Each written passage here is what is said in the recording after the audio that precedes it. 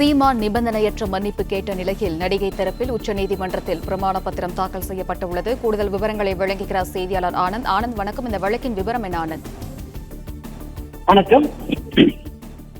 திருமணம் செய்து கொள்வதாக ஏமாற்றியதாக அளிக்கப்பட்ட புகாரில் நடிகரும் நாம் தமிழர் கட்சியின் தலைமை ஒருங்கிணைப்பாளர் சீமான் நிபந்தனையற்ற மன்னிப்பு கோரி உச்சநீதிமன்றத்தில் மனு தாக்கல் செய்திருக்கிறார்.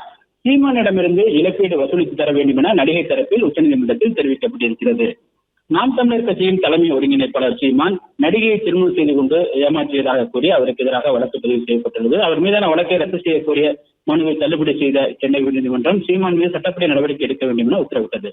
இந்த உத்தரவிற்கு எதிராக உச்சநீதிமன்றத்தில் மேல்முறையீட்டு மனு தாக்கல் செய்யப்பட்டது. இந்த மேல்முறையீட்டு மனு உச்சநீதிமன்ற நீதிபதிகள் நாகரத்னா தலைமையிலான அமர்வில் இந்த விசாரணைக்கு வந்தது.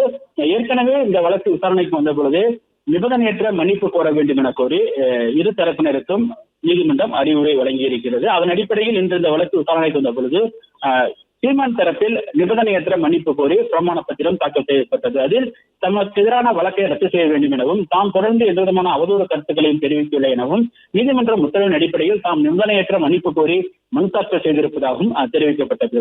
அப்போது நடிகை தரப்பில் சீமானிடமிருந்து நிபந்தனையற்ற மன்னிப்பு கோரப்பட்டதால் அதனை ஏற்றுக்கொள்வதாகவும் அதே போன்று தாமும் தொடர்ந்து எந்த விதமான அவதூறு கருத்துக்களையும் தெரிவிக்க மாட்டேன் எனவும் தெரிவித்து அதற்கு தொடர்பான பிரமாண பத்திரத்தையும் நீதிமன்றத்தில் தாக்கல் செய்தார். மேலும் சீமானிடமிருந்து தமக்கு இழப்பீடு வசூலித்து தர வேண்டும் எனவும் நீதிபதி முன்பு நடிகை தரப்பில் தெரிவிக்கப்பட்டது.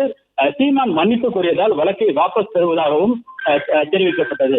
மேலும் சீமான் நிபந்தனையற்ற மன்னிப்பை உச்சநீதிமன்றத்தில் பிரமாண பத்திரம் தாக்கல் செய்திருப்பதால் அதனை ஏற்றுக்கொள்வதாகவும் நீதிமன்றத்தில் நடிகை தரப்பில் தெரிவிக்கப்பட்டது. மேலும் சீமான் மற்றும் அவரது ஆட்கள் மூலமாக தாம் கடுமையாக பாதிக்கப்பட்டிருப்பதாகவும் நடிகை தரப்பில் தெரிவிக்கப்பட்டது. தனது குடும்பம் பொருளாதார ரீதியில் நலிவடைந்து உள்ளது எனவும் தனது தாயை இழந்திருப்பதாகவும் எனவே சீமானிடமிருந்து பாதிக்கப்பட்டுள்ளதால் தமக்கு உரிய இழப்பீட்டை நீதிமன்றம் வசூலித்து தர உத்தரவிட வேண்டும் எனவும் நடிகை தரப்பில் தெரிவிக்கப்பட்டிருக்கிறது. தொடர்ந்து வாதங்கள் நடைபெற்று வருகின்றது.